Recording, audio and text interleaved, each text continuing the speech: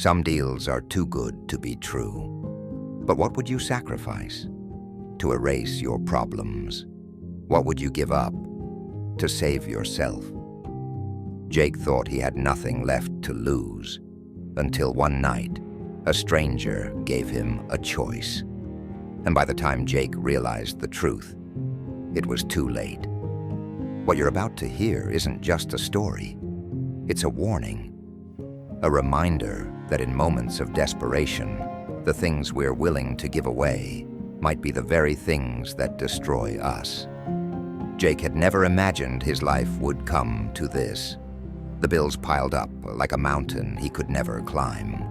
The eviction notice hung on the door like a silent scream, reminding him of his failures. He loved Sarah more than anything, but love doesn't pay the rent, and it doesn't fill an empty fridge. When everything's falling apart, he used to think, desperation whispers louder than reason. And then came the offer.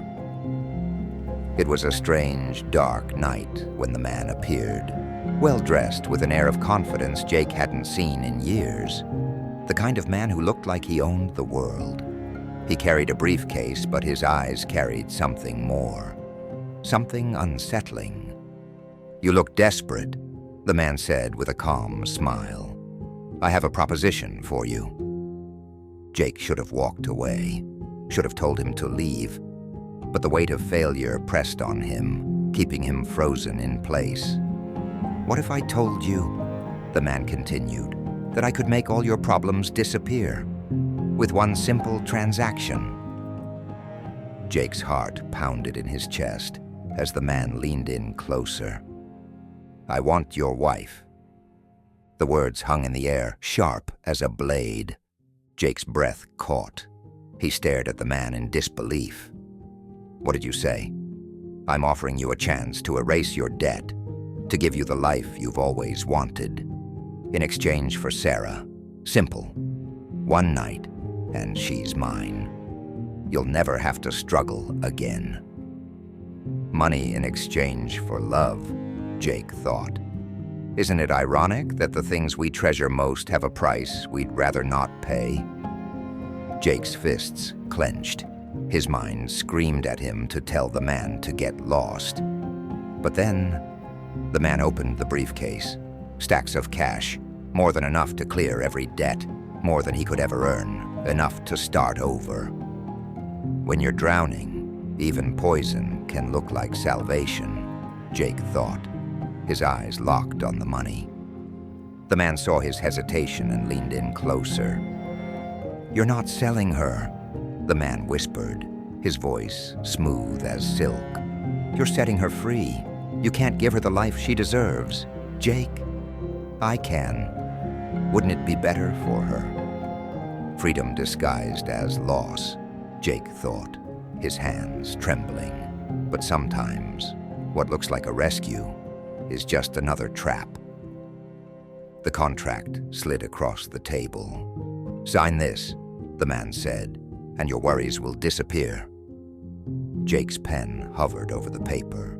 His mind screamed at him to stop, but the hunger inside him, the desperation, it was louder. With a shaking hand, he signed his name. "Good choice," the man said with a wicked smile, closing the briefcase with a snap. "Tomorrow night. Be ready." The next day, Jake couldn't look Sarah in the eyes. He hated himself. Every moment with her felt like stolen time. She asked him what was wrong, but he shook his head. "Just tired," he lied. Funny, he thought, how lies come easiest when the truth hurts the most. That evening, Jake sat in silence, staring at the clock as it ticked toward his undoing. The man's words echoed in his head. "You're not selling her. You're setting her free." But freedom isn't something you sell, Jake thought bitterly. Or is it? Then, a knock at the door. Jake's heart stopped. It was time.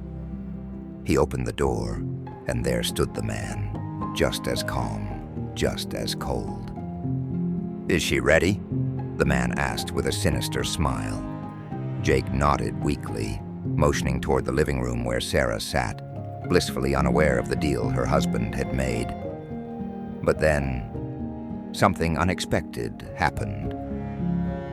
The man stepped inside, but his eyes didn't fall on Sarah. No. Instead, he turned and handed Jake the briefcase. "Congratulations, Jake. You're the one I'm taking." Jake's mind spun. "Well, what? No, I thought—" "Oh," the man chuckled darkly. "You misunderstood. It's not Sarah I want. It's you. The contract. It wasn't for her freedom, it was for yours." Jake's breath caught in his throat. The floor seemed to drop beneath him. But I signed for her." The man's smile widened. "That's the irony, Jake. In trying to sell someone else's soul, you've sold your own." "You see," the man continued, his eyes glinting with something inhuman. "It's not always the person we sacrifice, but the parts of ourselves we're willing to lose along the way." Jake's voice faltered. No, this isn't what I agreed to." "Look closer," the man said with a cruel smirk. "The fine print, Jake. You didn't sell her freedom. You sold your own. It was never her debt to pay. It was always yours." In that moment, everything became clear. The deal was never about Sarah. It was about Jake's own darkness, his own greed. He had sold himself. Sometimes, Jake thought bitterly, we bargain for things we think we need, only to lose what matters most. "Come now," the man said, his voice dripping with satisfaction. "It's time to go." Jake stumbled, his mind reeling. The weight of his decision crushed him. He had traded everything for nothing. As he looked back at Sarah, innocent, unsuspecting, he realized one last, painful truth. The moment you try to own something you love, you've already lost it. The man led Jake into the darkness, the briefcase full of money left untouched on the table. And as they disappeared into the night, Jake finally understood. Freedom isn't something you buy with money. It's something you lose when you forget its worth. In the end, Jake didn't sell his wife. He sold his soul.